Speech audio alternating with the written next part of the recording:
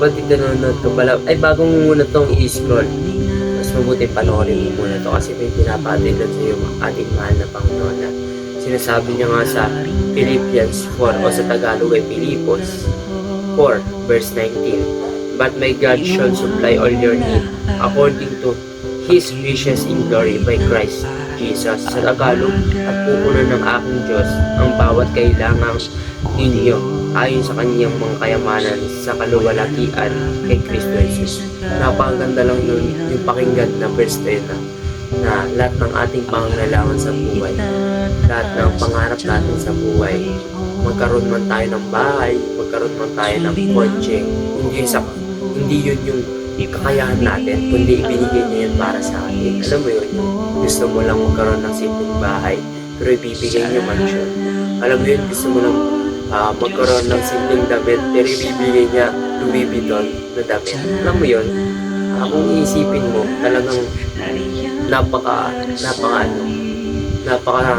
sarap pakinggan yung salita ni Jesus o yung salita ng Diyos na kung meron para tayong Diyos na pinagkakatiwalaan, alam mo yun, yung gusto natin Android lang pero ibibigay niya iPhone 14. Alam mo yun, yung mga pangarap natin sa buhay. Pero tandaan mo kapatid na mayroong Diyos na magbibigay sa iyo sa bawat kailangan mo.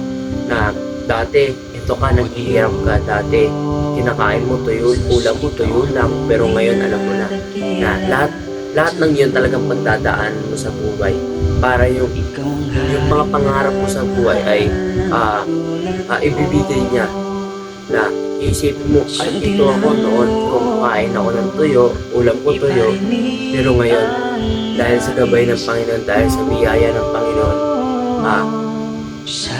talagang malaking pasasalamat sa Panginoon dahil naniniwala ko sa salita niya na lahat ng mga pangarap ko talagang ibibigay ng Panginoon.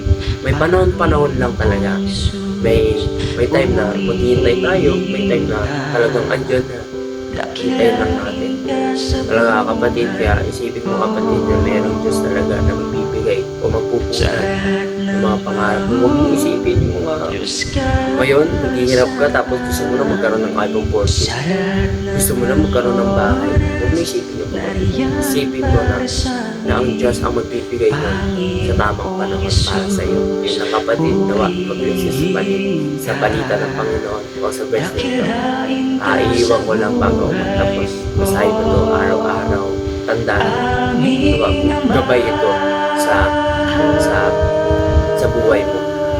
Di nagbabago, Diyos ka.